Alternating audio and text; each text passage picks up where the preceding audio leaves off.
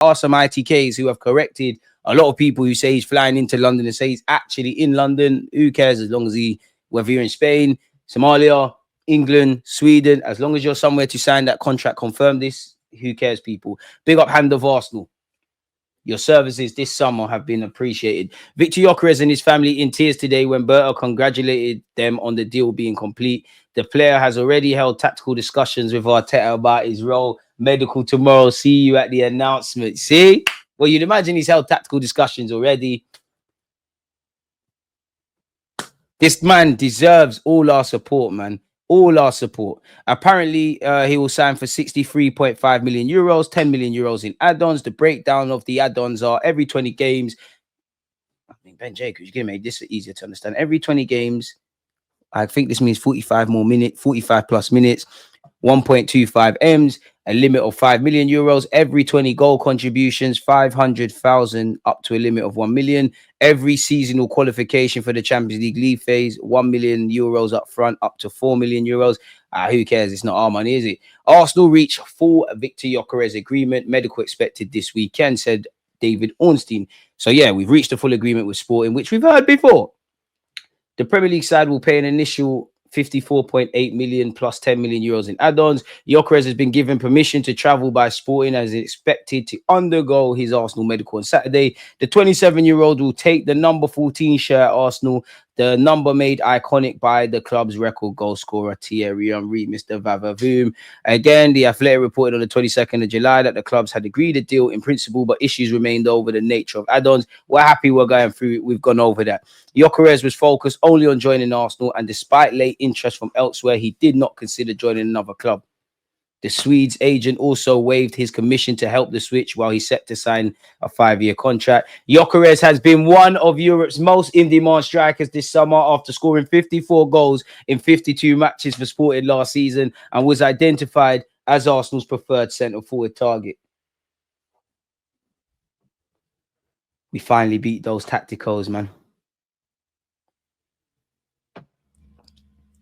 The weight of a legacy. Forget that, but he does offer more than goals. Don't worry, people. We'll forget the nerds. Trust me. Zubimendi, Norgard, Gyökeres, tactical videos, they're coming out. I might not be the cleanest of editor, but you know them other guys waffle. So notification bells need to stay on. Appreciative for you lot going through this with me, bro. We've been through it, you know.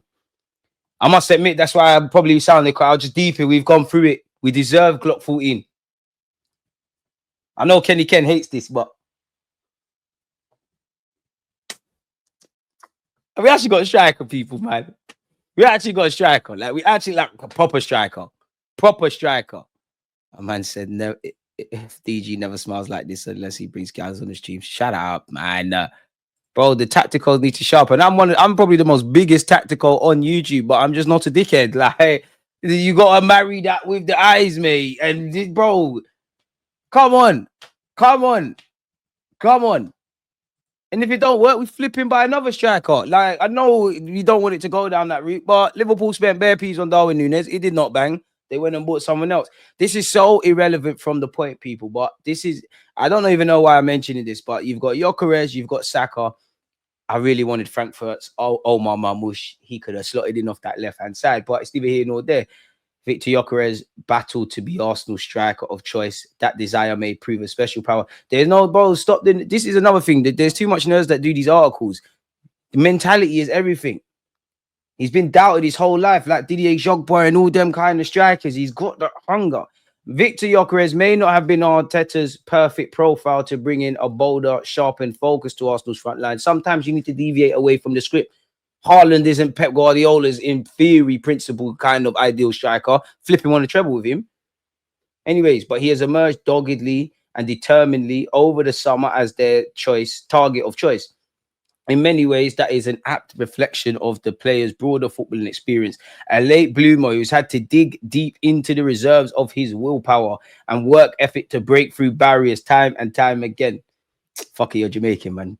Talawa to the world and back. Yeah, so yeah, we've wrestled with the concept of getting value in the market. Isaac was out of reach. Sesko, no one don't care. Ollie Watkins was a backup option that never happened. So yeah, for a while this summer, it seemed like Arsenal, Gyökeres, and Sesko were in some kind of bizarre love triangle.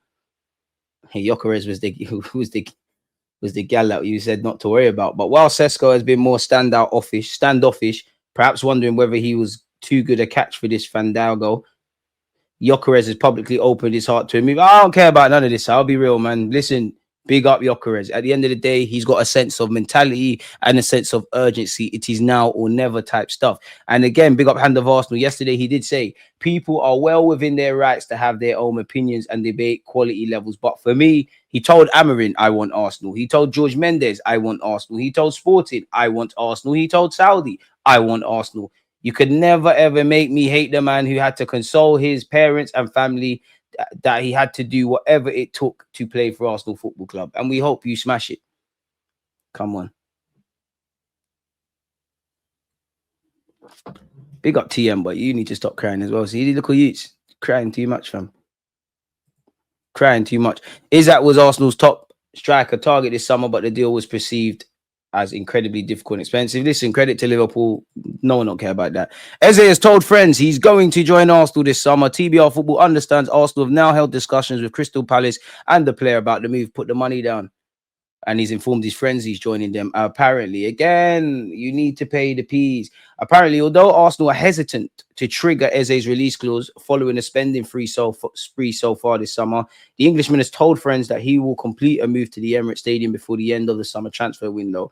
That is according to TBR Football, who claims there is a very good chance Eze will become an Arsenal player in August. Do we rate his chances of signing for Arsenal, people? Let me know. Again, skip past the Isak business. The total outlay on new arrivals will be over 150 mil, and that could push towards 200. A statement of intent. Has this said anything? We know Wanjeri signed a new deal. Arsenal hold an interest in Eze, who would likely solve that issue of having creativity from the left. The 27-year-old is also capable of producing magic moments that Arteta claims his team lacks. Duh. I mean, Isak and Liverpool and Eze and Arsenal are too different, but it would ramp up pressure really because Eze, for me anyway, Zubimendi, Eze, Gyökeres, I know what I'm getting. I hope Wanjeri takes his opportunities. Pardon me, but he's young. I hope Odegaard gets back, but I don't know. I hope Kai could be something, but I don't know. I hope Martinelli's decision making is I need in the attacking ranks. I need more players that I can bet on, like fully bet on. We all know at this moment in time, people, Eze has a release clause in his contract of 68 million, meaning the combined fee for him and Gyökeres would be compared to what Liverpool are reportedly willing to spend on Isak. If Arsenal were to secure both players, it would at least make Isak's move to... Bro, no one don't care. Stop. I hear the media do what they want to do, but like either make the Arsenal article or the Liverpool article or don't say anything. Mascara has spoken. He said they were a key part of the decision. When the coach and the sporting director show that belief in you and you feel that connection in initial talks, it really helped convince me to come here. I've come to a massive club with big expectations and a real desire to keep growing and improving. I want to help my teammates and this great team. That is my goal. What else has he said? He can play right or left centre back as well as right back. My hot take is I think you might even see him play left back.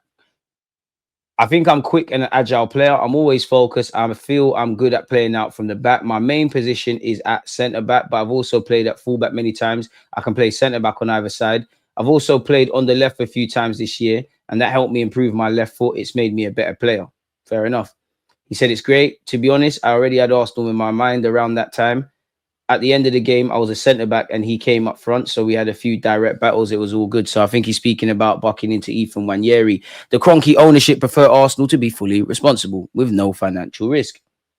No guts, no glory, no risk, no reward. You lot got money. You're a businessman. You know about that. However, Mikel Arteta strongly and successfully argued to extend the budget this summer. So if you haven't used the P's correctly, you have to hold that. I think Mikel Arteta has given a press conference as well, people. Obviously, I'm sure we just want to see the main bits of this. What has he said here on the targets for this season? Well, pressure, I think it's a great word. And I think that means there is belief in our ability to achieve what we want to achieve. We have been very, very close the last 3 seasons. And there's more things that are going to decide whether we achieve that or not. I hope you have the market because I remember I've heard you say there could be 8-9 teams fighting for the league. But what we have to do is make sure is that we don't lose sight of what we have to do daily to get to the levels that we want, to set the demands that we want within the squad, because that's the most important one. True, the internal demands have to always be exceeding any external demands. And that's what we're trying to achieve every single day. Okay, cool. Because if the internal pressure is anything like what the talking points are externally at Arsenal, nothing to worry about then, Gaffer. Nothing. What does Mascara bring? again, raise the level, raise the competition. And last season, we learned with the depth we had in the back line, the numbers in the squad, it wasn't enough. Christian is going to help us a lot in that. He has different qualities than what we had in the back line. He's going to add a huge amount of hunger because he's so ready to come here and contribute to the team. We have to give him a little bit of time to pick up the ideas and adapt here, but he's got great qualities to make us better. On the striker position, the same as the other. At the end, it's about the impact and the performance. There is a state of moment in every player, how they're feeling, how their emotional state is, how their confidence is, and then as well the connections you can generate in the team and who links better with who in what we want to achieve in that game and against the opponent that behaves in a particular way. I mean, I know I was bantering you lot earlier, but that just sounds like word for word what I was saying. The decision relates to that. Once someone is in the right moment and pushing the door of confidence, for sure, the manager is not going to stop them playing. Gyökeres, you know what to do. What are your plans with Martinelli? With all our front players, I think they're very dependent on the environment we create around them and to create an open spaces so we can expose them. We always want better and more from every single player. I think Gabby has performed really well and very consistent in the last 3 or 4 seasons. I'll tell you a liar, just like me. I hear it. Last year as well, he had a bit bad injury that he picked up and he missed a lot of games, but I'm very happy with what he is doing with us. Are you surprised by what other clubs are doing in the market? Well, as a competition, you saw straight away before the Club World Cup, Man City, what they did straight away. You see what Chelsea have done, Man United, Spurs, and of course, Liverpool. You see every club is very, very active. Everyone wants to get better and increase in the quality and depth of the squad. It's no different to us. You're going to need bigger squads because, you know, the big clubs, with the exception of Spurs there, half of your players are playing for their countries. Half of these players have been playing a lot of games for club and country for years. People participated at a Club World Cup. You're seeing Nations League, Club World Cup. Everything is getting expanded. The people that actually control football, which are not the players or the managers, the people that organize these tournaments, the higher powers that be, the games are just going to get, there's just going to be more games. Because you're looking at club level, a team like Arsenal and all of these guys, is it fair to say you're looking at probably about 60 games? Conservative, my maths is poor, but probably about 60 games. As a footballer, I don't know. Assuming you participated in all those games at club level and there's a couple of international breaks, you need a bigger squad now. You need a bigger squad now. Unfortunately, like that's the footballing gods and the footballing world, they're not going to make the calendar list any easier. I always hear the president of La Liga, when Barcelona and Madrid cry, they always say, just get a bigger squad. Like the other day, he said, well, Madrid, you just got paid from the Club World Cup, get a bigger squad. I don't know. What's the latest on the injury front? Any update on Gabriel and Jurien Timber since Wednesday? Now, you would have seen both Zinchenko and Timber not participate in training. Gabriel Magalhaes did. Gabby felt a little niggle in training, and we didn't want any risk. Hopefully, in the next week or so, he'll be able to train and play again. Boy, we're going to need Gabriel Magalhaes to feature against Spurs, and the games at the Emirates, get them in. Jurien is getting close. He's almost ticked every box after the surgery and the period of rehab he needed. I think in the next few days, he's going to start joining the team again. We're hearing Viktor Gyökeres can join in the next 48 hours. Can you give us any light on that? I cannot talk about a player who is not ours yet. Whatever happens in the next few hours, I'm sure the club will make a statement about it. Can we conclude from that? If you were to make another signing, maybe a striker, would the same apply? What does that mean?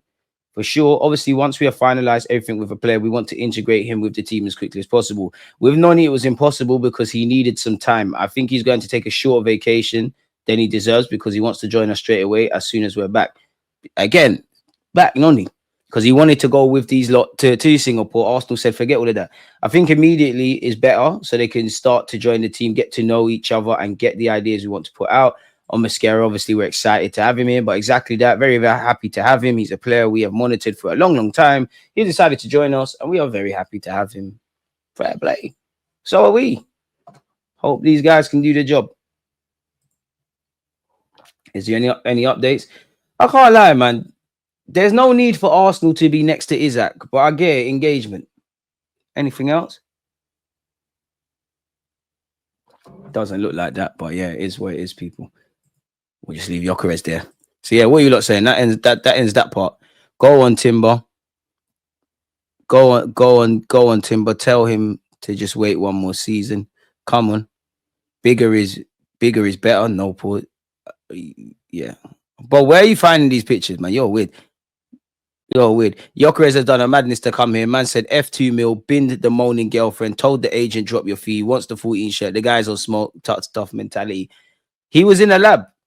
blonde, blue eyes, doing all of that. This guy is an animal, and he's gonna be it's scary, but it ain't scary for us. It might be because when I ain't gonna lie, Arsenal fans, we're not used to this anymore. We've forgotten about it. We've had a Aubameyang and Henry and all these guys, but we forgot about this. We're not gonna be praising strikers for how they link up and all of that. That's added bonus. Are you a gunman?